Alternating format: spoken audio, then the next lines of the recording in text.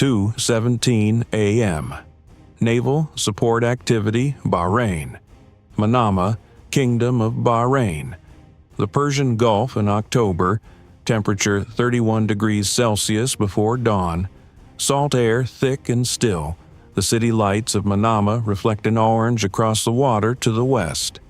The base sits on the northeastern tip of Bahrain's main island, its perimeter fence touching the Gulf on two sides, its piers extending into the shallow, warm water where the ships of the U.S. Fifth Fleet are berthed, fueled, armed, and ready. NSA.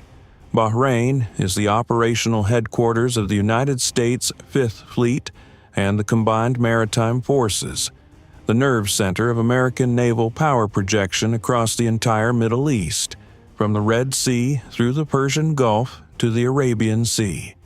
It is the address to which every American warship in the region reports.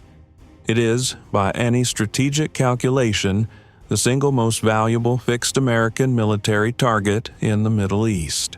Berthed at the base piers on this night, the USS Laboon, DDG-58, an Arleigh Burke-class destroyer undergoing a scheduled maintenance period, her systems partially offline for depot-level work. Alongside her, the USNS Patuxent, a Lewis and Clark-class dry cargo and ammunition ship. At the base's aviation facility, 4 MH-60R Seahawk helicopters in various states of maintenance readiness. The base houses approximately 7,000 American military personnel and civilian contractors. Its Patriot Missile Defense Battery, Battery Bravo, 10th Army Air and Missile Defense Command, is positioned at the base's northern perimeter. Its AN/MPQ-65 fire control radar in continuous active search mode, its PAC-3 MSE canisters loaded and ready. The Islamic Revolutionary Guard Corps, Navy, and Hezbollah's Unit 3800, the Iranian Proxy Coordination Cell, responsible for directing Iraqi and regional militia attacks on American forces, had been planning this operation for 4 months. Not a single attack, not a cruise missile salvo. A simultaneous, coordinated, multi-domain strike from 3 separate directions, designed to overwhelm the base's point defense by forcing it to defend against threats arriving from the sea, from the air, and from the land at the same moment. From vectors that would force the Patriot system to divide its engagement radar attention between fundamentally different threat profiles arriving on divergent bearings. From the sea to the northeast. 22 IRGCN Thondar-class fast attack craft, each armed with C-802 anti-ship cruise missiles and each carrying 6 personnel from the IRGCN's Marine Commando element. A surface assault force designed not merely to fire and flee but to close to shore fire range and attempt an opposed landing on the base's waterfront perimeter. Accompanying them, 8 Shahed-191 loitering munitions launched from a converted dhow positioned 14 nautical miles offshore, programmed to arrive on the base's aviation facility and fuel storage area simultaneously with the surface assault. From the land to the south and west, a coordinated rocket and missile attack from Iranian-backed Kataib-Hezbollah militia positions in the Saudi-Bahraini Causeway approaches, and, via long-range launch, from Shia militia staging areas in eastern Saudi Arabia. 14 122mm Grad rockets and 6 Iranian-supplied Zelzal-2 unguided artillery rockets with 400-kilogram warheads, maximum range 210 kilometers, targeted on the base's pier facilities, fuel storage, and Patriot battery position. From the air, arriving last by design, 4 Shahed-191 one-armed reconnaissance drones, UCAV variants, equipped with 2 Sated-1 precision-guided bombs each, launched from IRGCN positions near the Qatari maritime border and programmed to arrive on the base's command and communications infrastructure 6 minutes after the surface assault and rocket barrage had, in the Iranian planner's model, saturated the base's defensive attention. The design was elegant. The coordination was real. The timing had been rehearsed in tabletop exercises in Tehran for 3 months.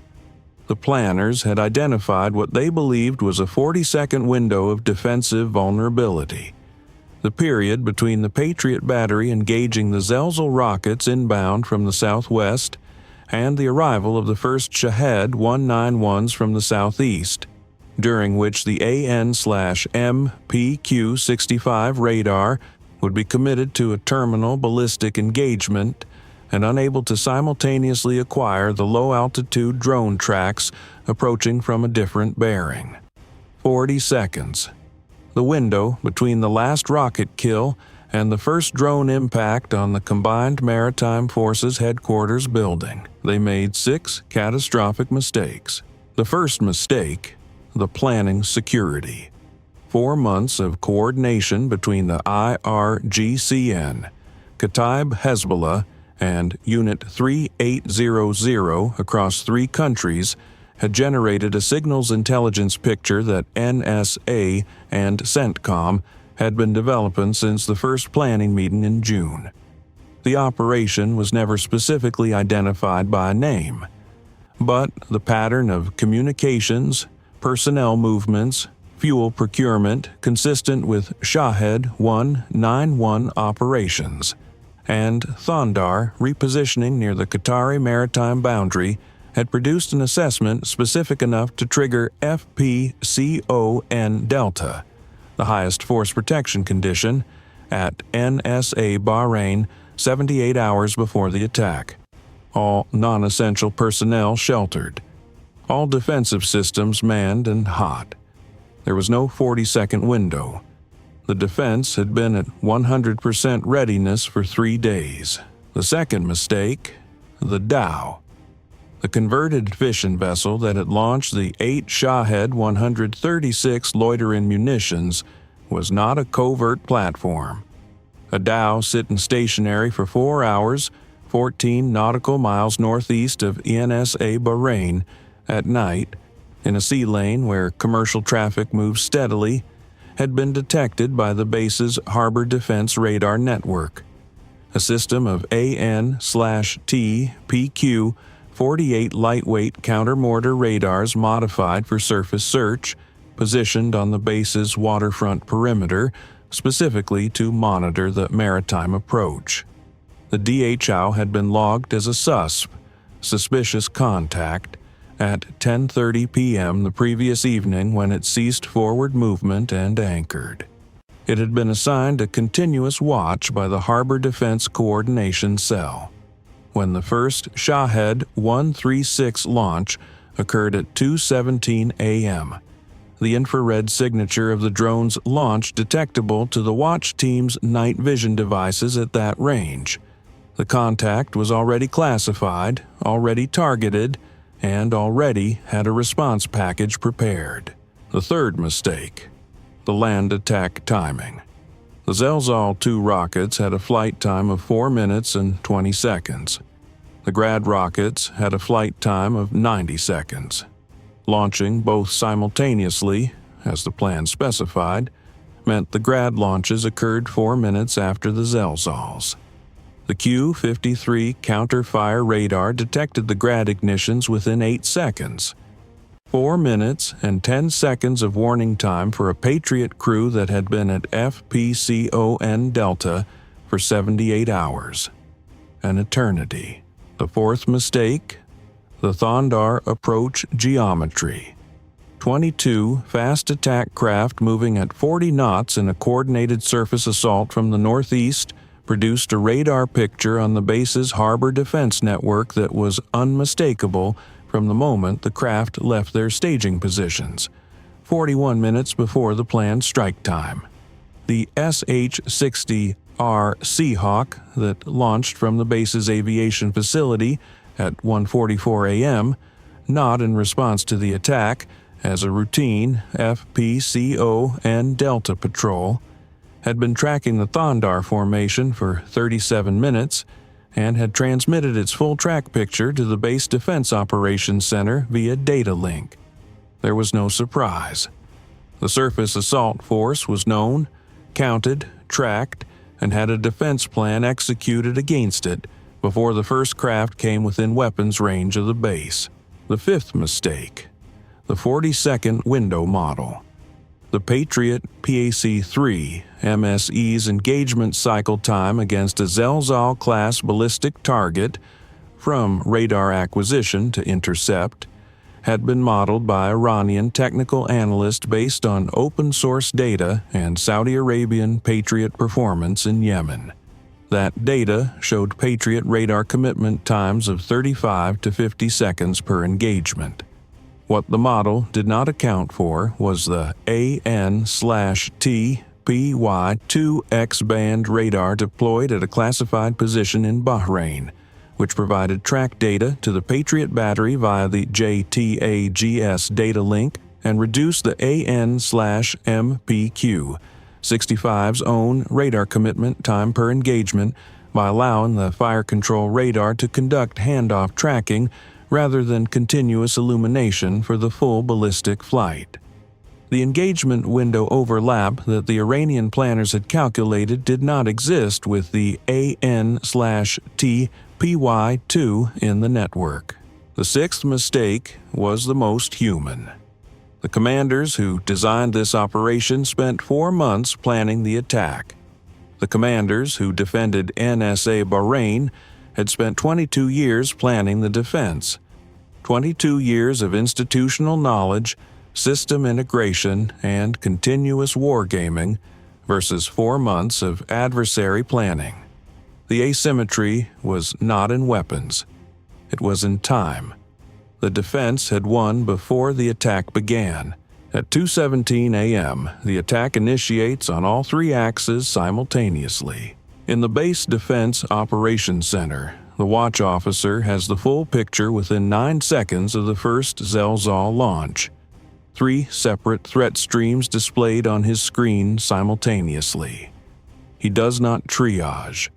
He does not prioritize in the way a human brain encountering 3 simultaneous crises would naturally triage. His procedures tell him what to do and in what order, and those procedures were written by people who had thought about exactly this scenario in exhaustive detail. Flash, flash, flash. All stations, base defense, multiple threats inbound. Zelzal inbound from southwest, count 6, ETA 4 minutes. Grad rockets inbound, count 14, ETA 90 seconds. Surface contacts northeast, count 22, bearing 045, range 18 nautical miles, speed 40 knots. Aerial contacts southeast, count 4, probable Shahed-191, range 60 nautical miles.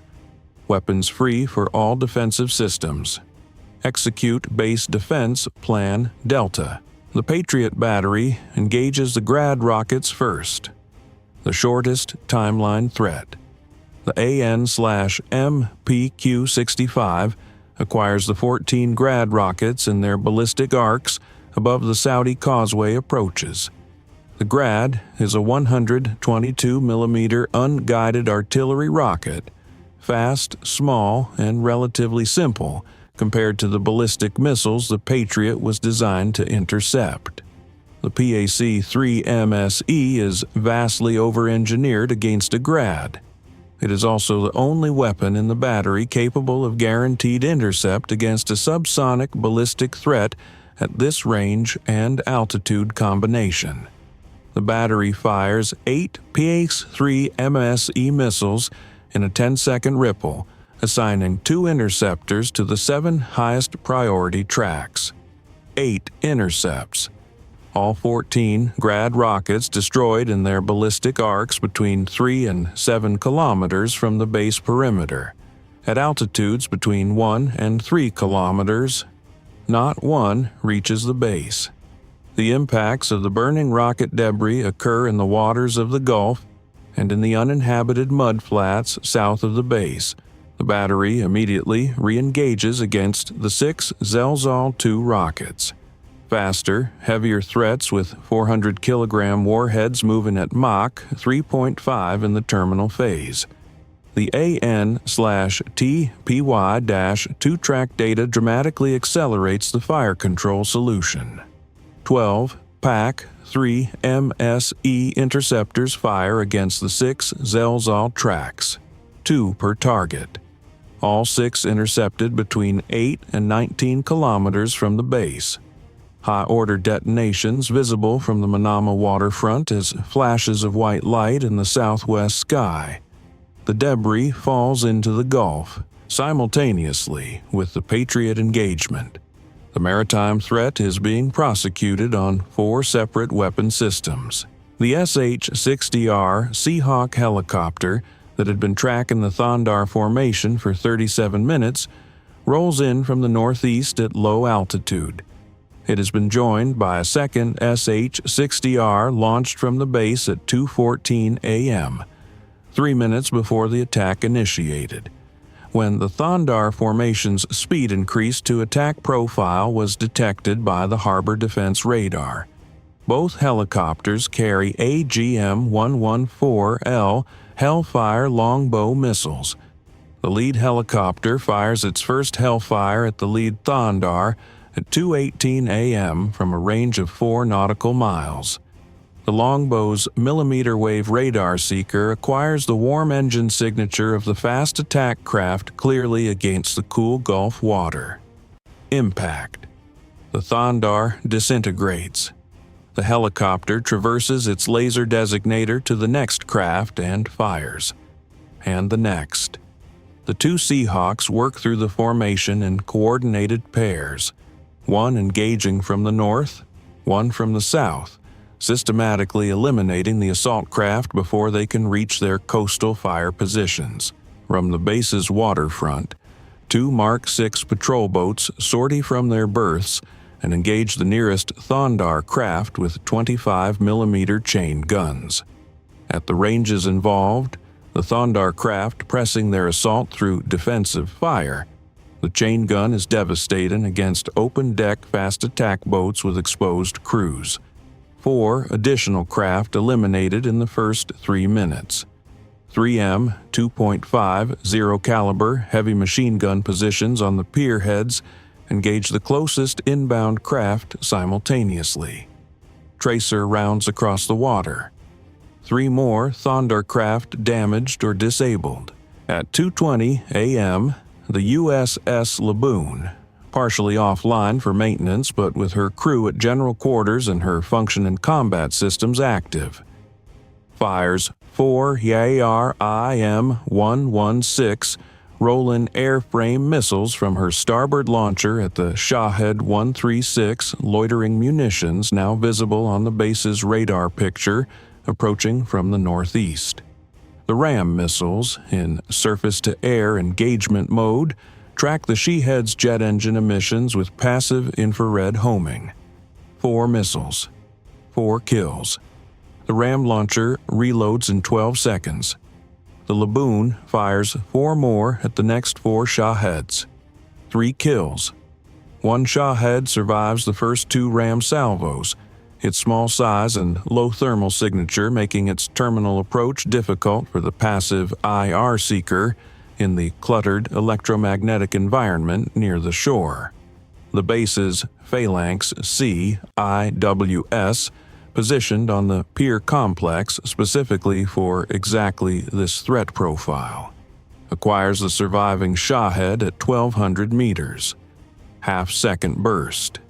The Shahed disintegrates into the Gulf 100 meters from the pier. 8 Shahed-136S, all destroyed. The 4 Shahed-191 UCAVs, arriving from the southeast 6 minutes after the attack initiated, find a defensive environment that has not been saturated, has not been distracted, and has not exhausted any critical magazine capacity. The base's Sentinel radar, AN/MPQ-64, a short-range air defense radar specifically designed for low-altitude drone detection, has been tracking the 4 Shahed-191s since they crossed 40 kilometers from the base. The Avenger surface-to-air missile system positioned at the base's eastern perimeter, a Humvee-mounted launcher carrying 8 FIM-92 Stinger missiles, engages the lead Shahed-191 at 7 kilometers. 2 Stingers, 1 hit. The Shahed-191 loses its tail section and spirals into the Gulf. 2 more Avenger positions engage the remaining 3 aircraft simultaneously. 6 Stingers, 3 kills. All 4 Shahed-191 UCAVs destroyed before they reach the base perimeter. Their precision-guided bombs, the SATD-1 weapons they were carrying, fall into the Gulf without guidance, harmless. 2:31 a.m., 14 minutes after the attack initiated. 22 Thondar fast attack craft engaged. 17 confirmed destroyed by Hellfire, chain gun, and .50 caliber fire. 3 disabled and dead in the water. 2 turned south at high speed during the engagement and fled before reaching weapons range. 0 reached the base waterfront. 0 IRGCN commandos reached the shore. 6 Zelzal, 2 rockets, intercepted. 14 Grad rockets, intercepted. 8 Shahed-136 loitering munitions, destroyed. 4 Shahed-191 UCAVs, destroyed. American casualties, 0. Base infrastructure, 0 damage. Ships at pier, 0 damage. Patriot battery, operational at full capacity. The Base Defense Operations Center Watch Officer reviews the engagement summary on his display. His voice, when he transmits to CENTCOM, is flat and professional. CENTCOM, NSA, Bahrain.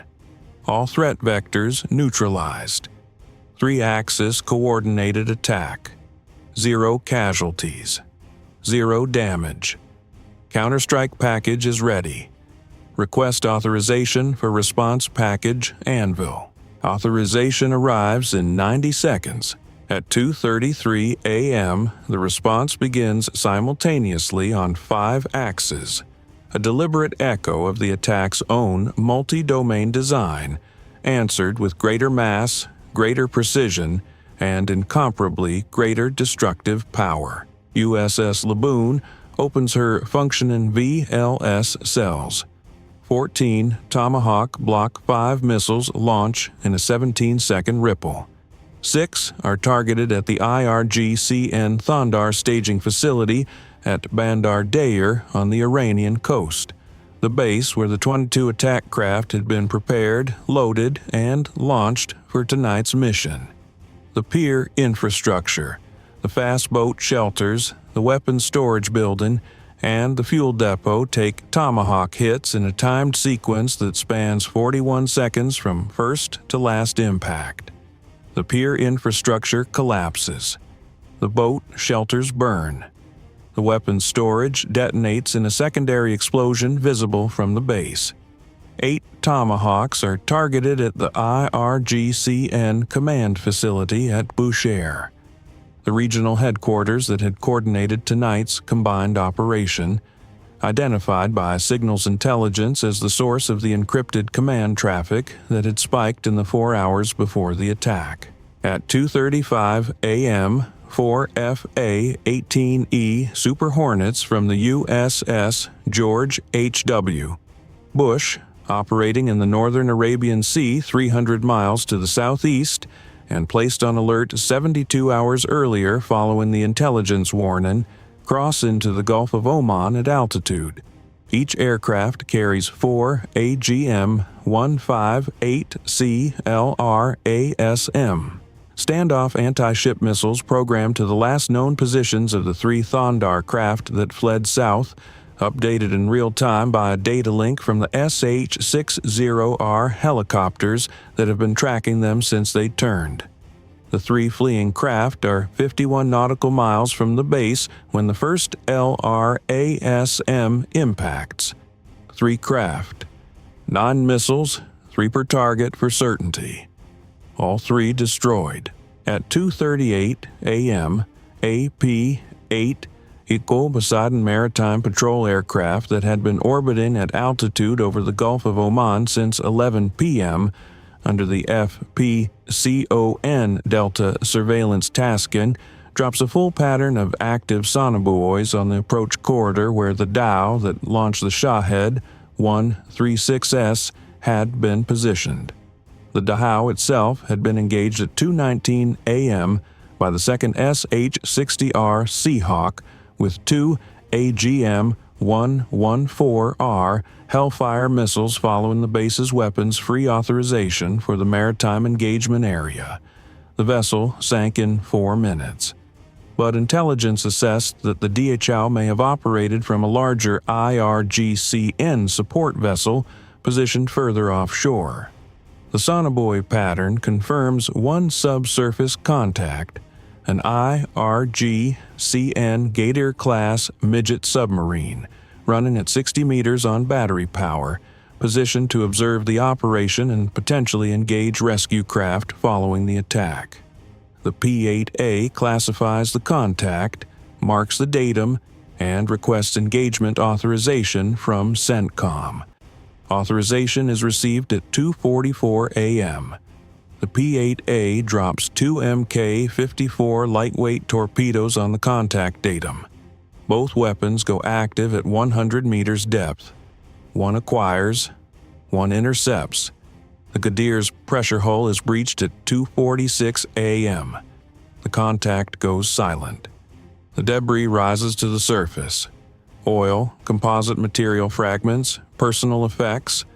The P-8A logs the kill and continues its patrol.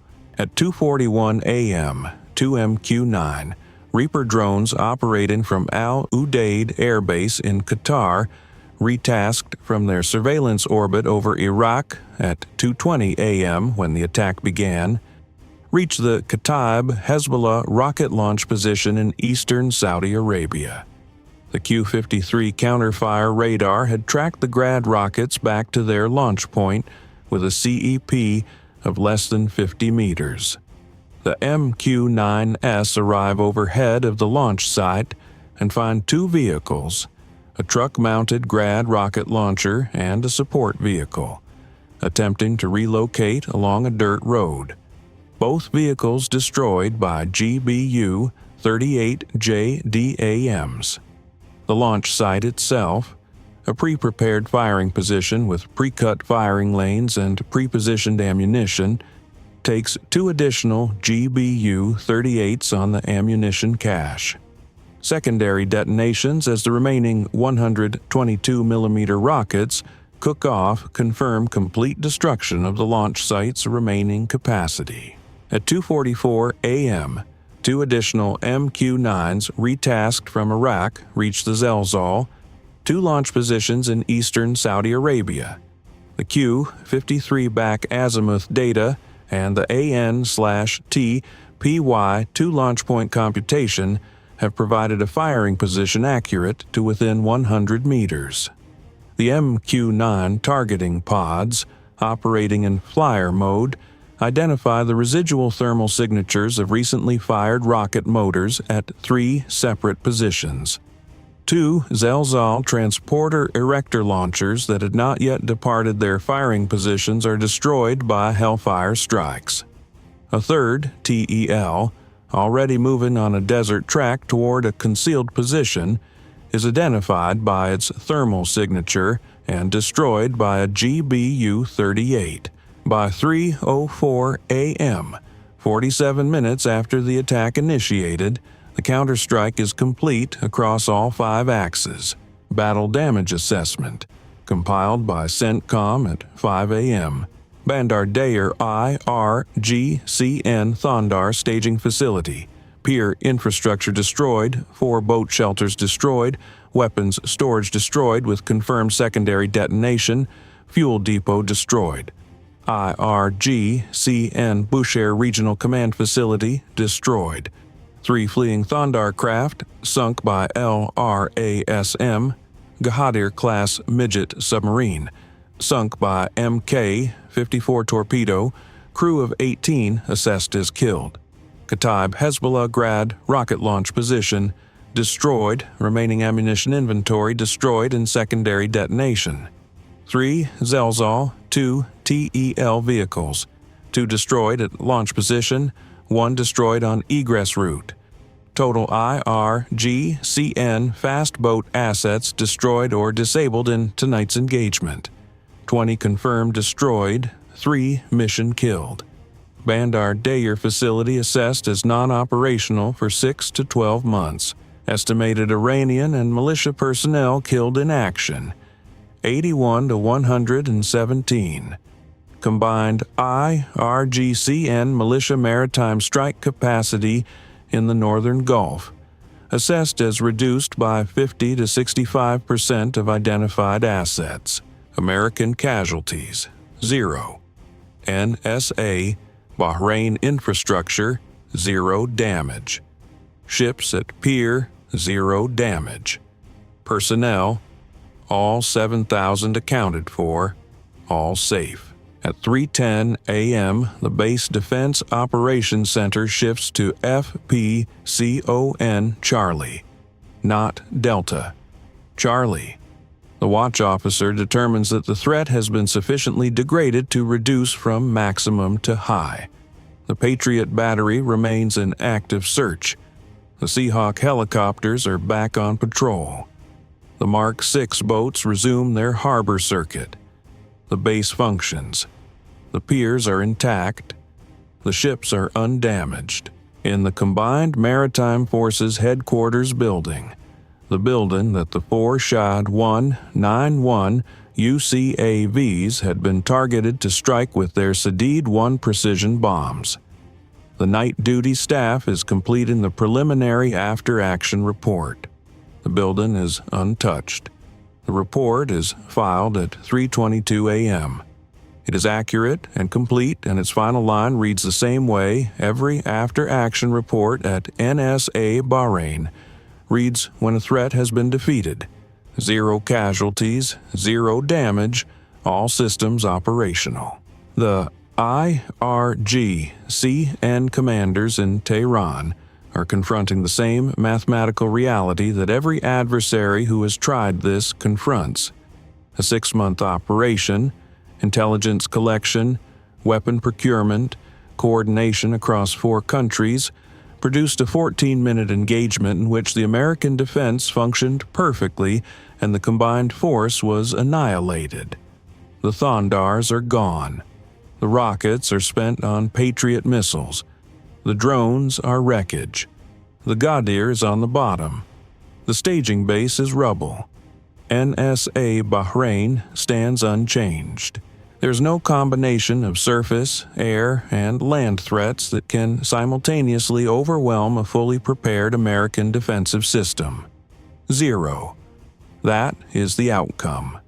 Every time. In the Gulf waters northeast of Bahrain, the oil slick from the Dow and the scattered aluminum of the Thondar hulls drift slowly southward in the tide. The sky above NSA Bahrain begins to lighten in the east.